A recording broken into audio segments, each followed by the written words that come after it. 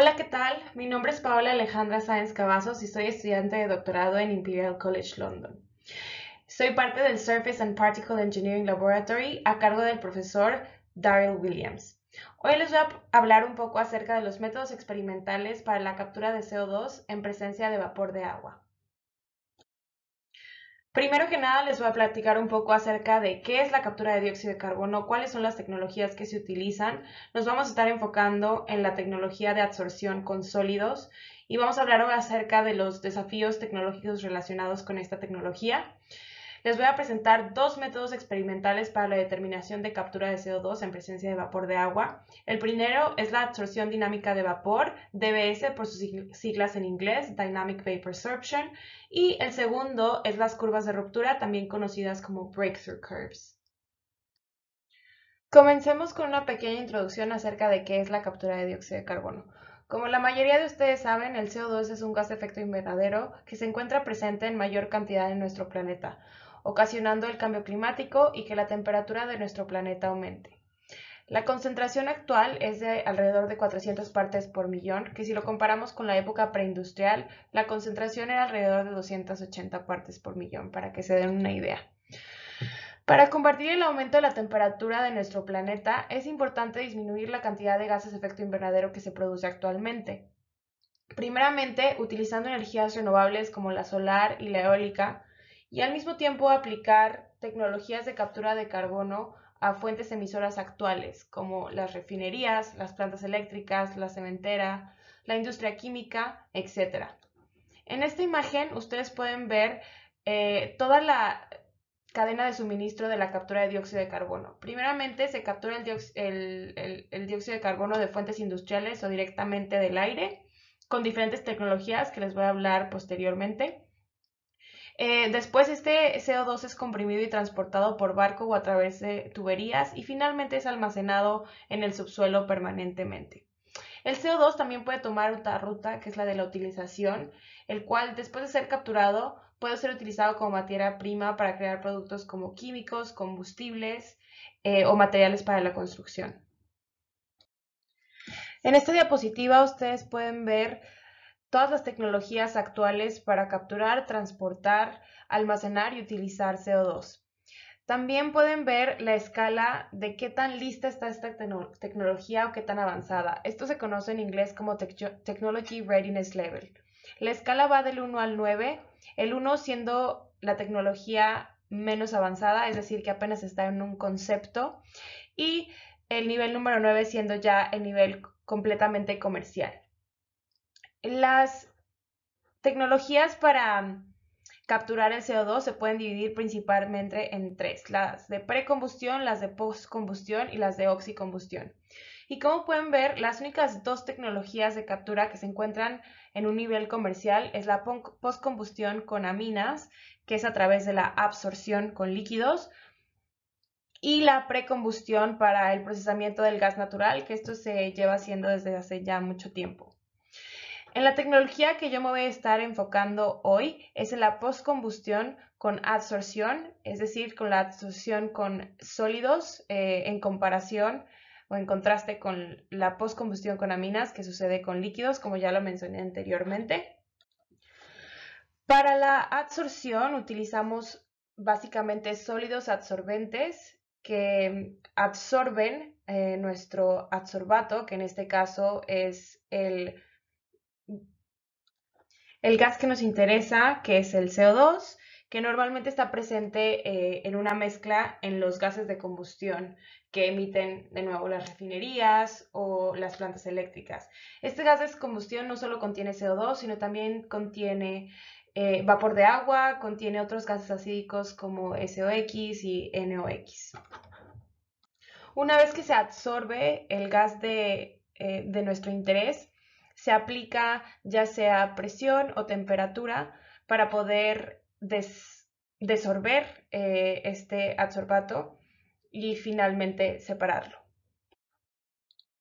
Estos son algunos de los materiales que se utilizan para capturar CO2. Un claro ejemplo son las zeolitas o el carbón activado. también la sílice o la sílica y más recientemente las estructuras metales orgánicas o MOFs por sus siglas en inglés, Metal Organic Frameworks.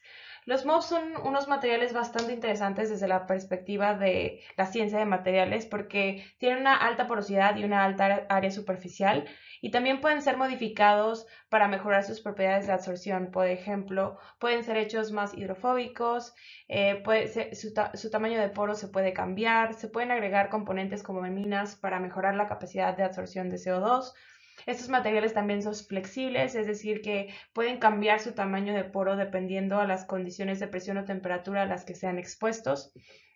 Y también pueden funcionar como catalizadores, es decir, que eso no solo funcionan para la captura de CO2, sino también funcionan para la utilización de CO2. Debido a que estos materiales pueden ser modificados post-síntesis o pre-síntesis, la cantidad de absorbentes que existen y la cantidad de MOFs que son reportados es bastante alta y por lo tanto probar cada uno de ellos para ver si realmente funciona para capturar el CO2 es una tarea bastante grande. Entonces, ¿qué es lo que realmente se necesita para podernos mover en esa escala hacia la comercialización de esta tecnología de capturar el CO2 con absorbentes sólidos? Primero que nada, necesitamos simulaciones del proceso completo de absorción.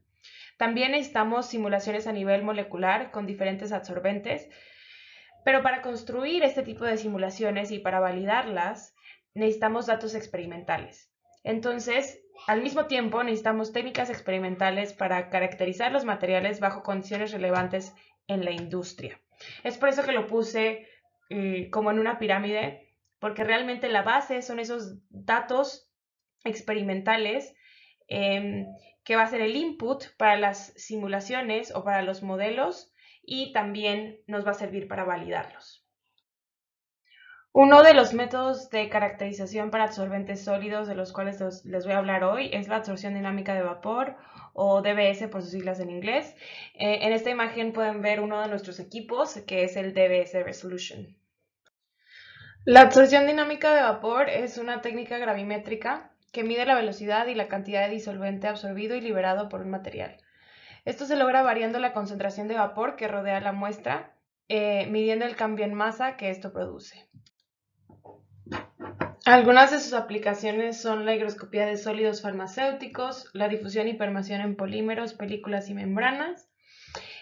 También sirve para diferentes aplicaciones en alimentos, sabores y fragancias, para absorbentes, para madera y materiales celulósicos.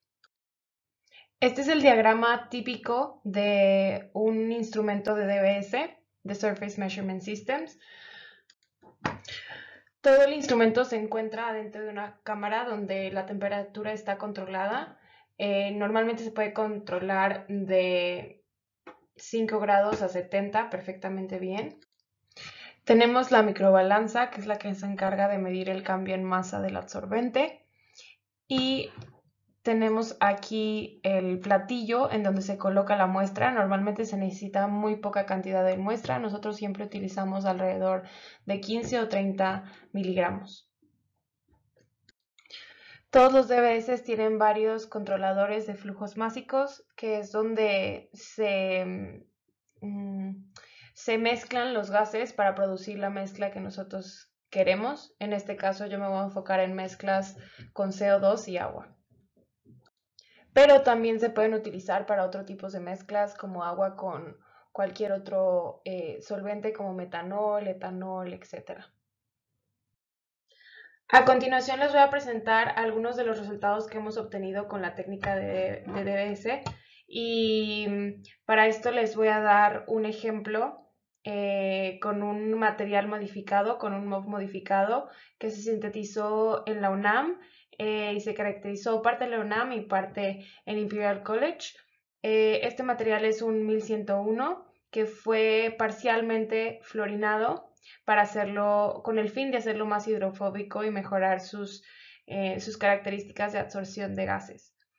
Este material, el material normal, sin modificación alguna, tiene un área superficial de 2.916 metros cuadrados por gramo, mientras que el material modificado sufrió una disminución en área superficial. Esto normalmente ocurre cuando se modifican los materiales, ya que se cristalizan diferente y el método de síntesis es diferente, entonces normalmente se refleja en un área superficial menor, que en este caso el material modificado presenta un área de 2.176 metros cuadrados por gramo. En cuanto a volumen del poro, también el material modificado presenta un volumen de poro un poco menor que el material no modificado. Como pueden ver, el material modificado es 1.19 contra 1.32 centímetros cúbicos por gramo.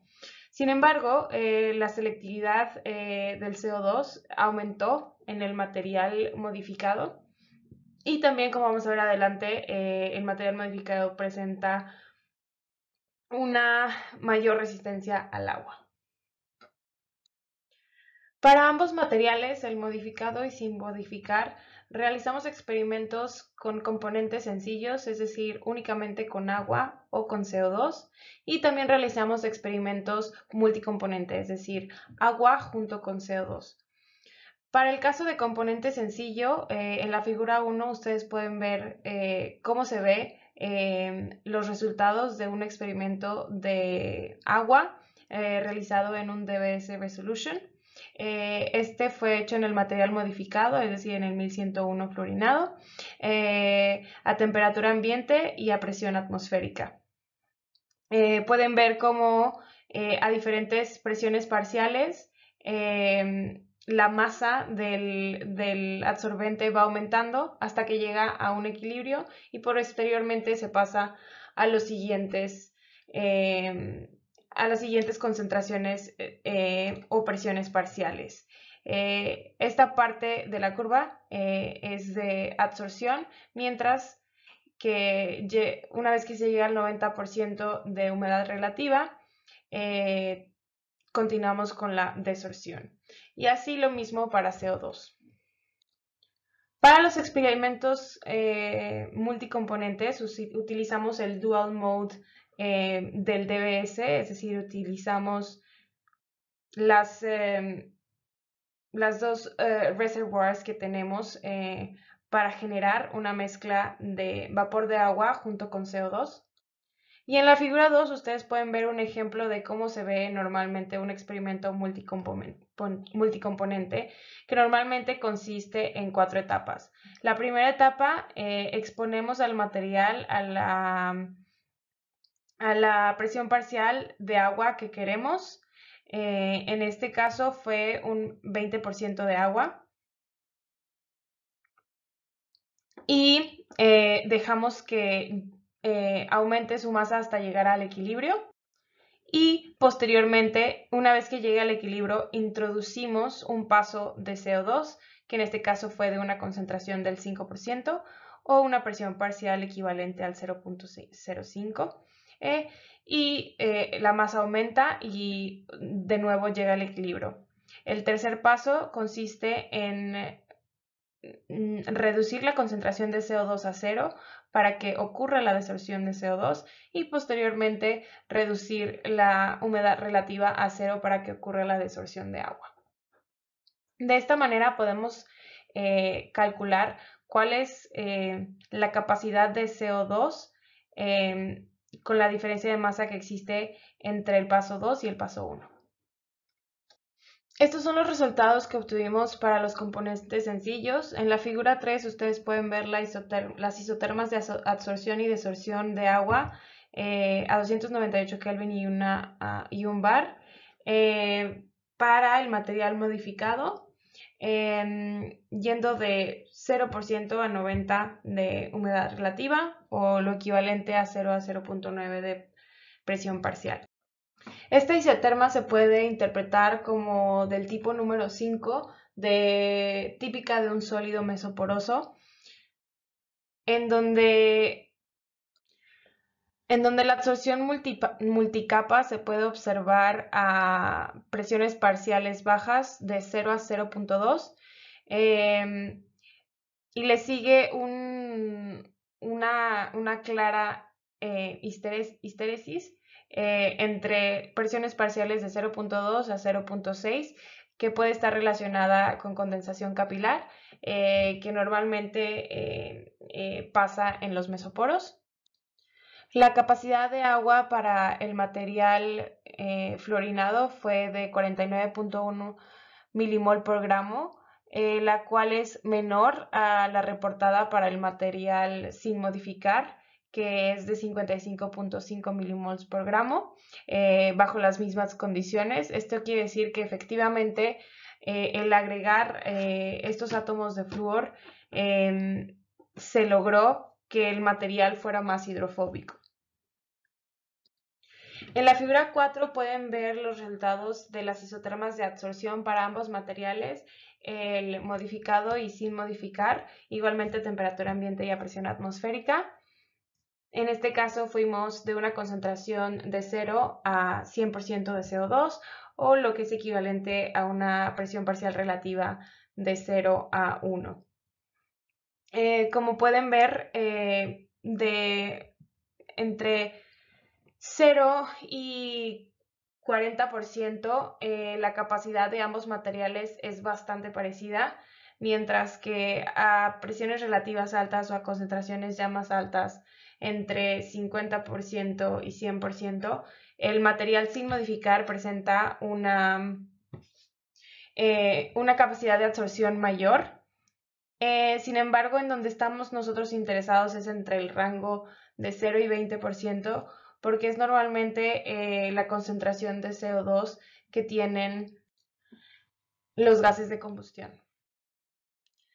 Para los ejemplos de multicomponentes, lo que se hizo fue se fijó la cantidad de CO2 a 5%, tratando de simular lo que pasa realmente en la industria en un gas de combustión, y se varió la cantidad de humedad relativa a la que la muestra fue expuesta de 0 fue 0, 5%, 10%, 15% y 20%, también intentando simular los gases de combustión.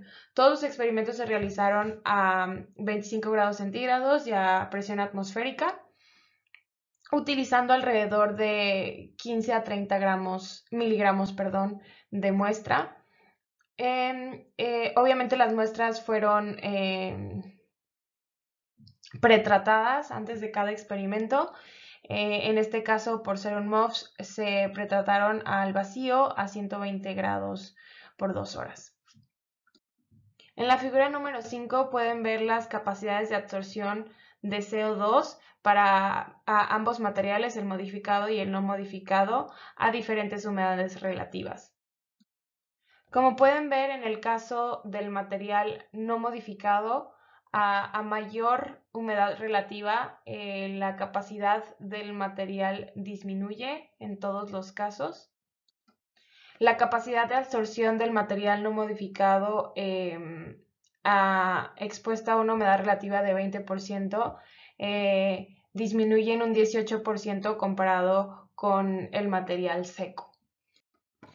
Sin embargo, si vemos ahora al material que fue modificado, interesantemente podemos ver que entre 5% y 15% de humedad relativa o presiones parciales de 0.05 entre 0.05 y 0.15, la capacidad de CO2 aumenta un poco. Y cuando ya pasamos a la última humedad relativa que fue estudiada, que es el 20%, también disminuye como en el material no modificado, pero en este caso disminuyó un 22%. Lo que podemos ver es que cierta cantidad de humedad relativa promueve la absorción de CO2, sin embargo, hasta cierto punto, porque llegando a altas humedades relativas, la capacidad de absorción disminuye. Esto se ha visto también en otros materiales MOF como el UIO 66 y el 1100. Y es importante también comparar cómo se ven estos materiales frente a otros MOFs que han sido bastante estudiados para la captura de CO2, como lo es el HCUST 1, que como pueden ver tiene una capacidad de absorción mucho más alta que los MILS, que el 1101. En seco, el HCUS tiene una capacidad de casi 0.4 milimoles por gramo. Sin embargo, este material es bastante sensible a la humedad relativa, que cuando se expone, por ejemplo, a 20%, pierde casi por completo su capacidad de absorción de CO2. Lo mismo pasa con el 1053 aluminio, que también cuando es expuesto a una humedad, a un ambiente húmedo, su capacidad de absorción también disminuye drásticamente. Entonces, aunque el 1101 no presente una capacidad de absorción de CO2 tan alta como los otros materiales, realmente es bastante estable en presencia de vapor de agua comparado con HCUS y 1053 en las mismas condiciones. Ahora les voy a hablar un poco acerca de las curvas de ruptura, también conocidas como breakthrough curves, y este es un instrumento que it's coming soon, por eso esta imagen, que orgullosamente fue uno de los proyectos de mi doctorado, junto con otros compañeros y junto con Surface Measurement Systems, desarrollamos este equipo de curvas de ruptura. Ahora, ¿por qué son importantes las curvas de ruptura? Bueno, para diseñar un proceso de absorción del lecho fijo es importante comprender las características termodinámicas y cinéticas del absorbente y el adsorbato. Y una forma de comprender estas características es examinando las curvas de ruptura. Aquí pueden ver la forma típica de una curva de ruptura y las cuales dependen directamente de la geometría del lecho que estemos utilizando, las condiciones de operación como el flujo volumétrico, la temperatura, las propiedades de transporte y los efectos de calor. Una curva de ruptura se puede dividir en 4 partes y contienen información cinética y de equilibrio. Por ejemplo, el tiempo contiene información de equilibrio, mientras que su propagación contiene la información cinética. Al principio el gas es absorbido y bueno, el gas ingresa al lecho absorbente empacado, que es el paso número 1, y después llega el punto en donde el absorbente se absorbe completamente y comienza a abrir ese paso, es decir, realmente donde se rompe. Por ejemplo, en el caso de un filtro o de una mascarilla, ahora que estamos en pandemia, esto marcaría el punto de la capacidad utilizable, es decir, este es el tiempo en donde la mascarilla se tiene que reemplazar. El siguiente punto es donde el gas absorbido ha pasado parcialmente a través del lecho absorbente y finalmente el punto donde el lecho está completamente saturado y es el punto en donde podemos calcular la capacidad total de nuestro absorbente. Las curvas de ruptura se pueden utilizar para calcular absorción competitiva y coabsorción, también la transferencia de masa. También nos brindan información cinética y de equilibrio, como ya lo mencioné anteriormente, y también nos ayudan a calcular la capacidad parcial y total de absorción. En este diagrama ustedes pueden ver las diferencias que existen entre el equipo de BS y el equipo de curvas de ruptura. En lugar de tener la microbalanza y los dos platillos, bueno, el platillo que contiene la muestra, tenemos una columna o un lecho empacado, que es donde empacamos nuestro material en una columna que es normalmente de vidrio o de acero inoxidable. De la misma manera que el DBS, todo se encuentra controlado por la temperatura en una cámara. También esta cámara puede ir de 5 grados a 70 grados. Y también podemos regenerar in situ la muestra con el mini horno que tenemos aquí. Podemos reactivar las muestras hasta 300 grados centígrados. También tenemos sensores, dos sensores para dióxido de carbono y vapor de agua, que es la mezcla en la que estamos interesados. Para este equipo en específico. Sin embargo, se puede conectar un espectrómetro de masa para poder ver diferentes tipos de mezclas con CO2 u otros gases que nos interesen. También tenemos de la misma manera que el DBS los controladores de flujo másico que nos permiten crear nuestras mezclas de CO2 y de agua. También es importante mencionar que tenemos un bypass para poder medir el volumen muerto de nuestro equipo y poder restárselo a las curvas de absorción y poder calcular de manera correcta la capacidad de absorción de nuestros materiales. Estos son algunos resultados que hemos obtenido con este equipo de curvas de ruptura. HQST1, como lo mencioné anteriormente, es un MOF que está bien estudiado para la captura de CO2 y este material es bastante sensible a niveles altos de humedad relativa, ya que se observa una pérdida simultánea de cristalinidad y de capacidad, como lo vimos en los resultados de DBS. Los parámetros para el experimento de las curvas de ruptura se eligieron también en función a las composiciones reales de los gases de combustión. En este caso se utilizó 10% de CO2 y 10% de agua,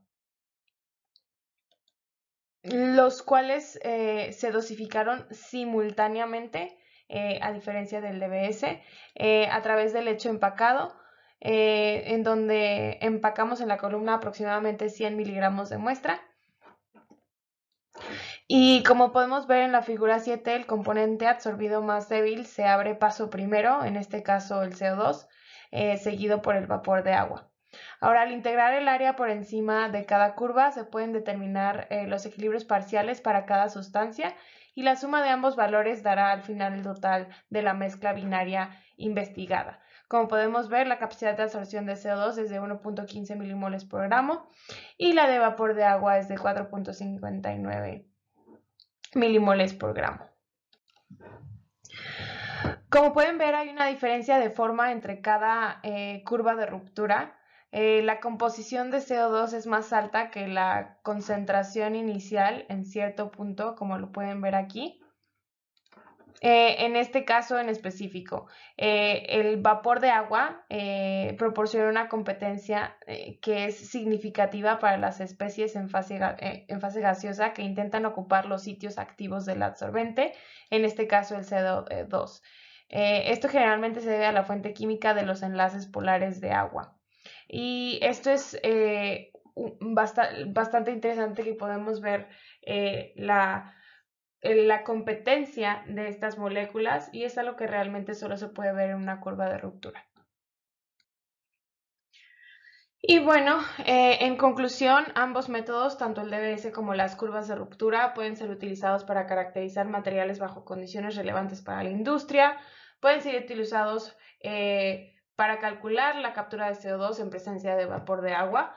El DBS es una técnica un poco más rápida y sencilla de utilizar comparado con las curvas de ruptura, ya que en el DBS simplemente se coloca la muestra en el platillo de muestra y se hace el método y se mide la capacidad de absorción.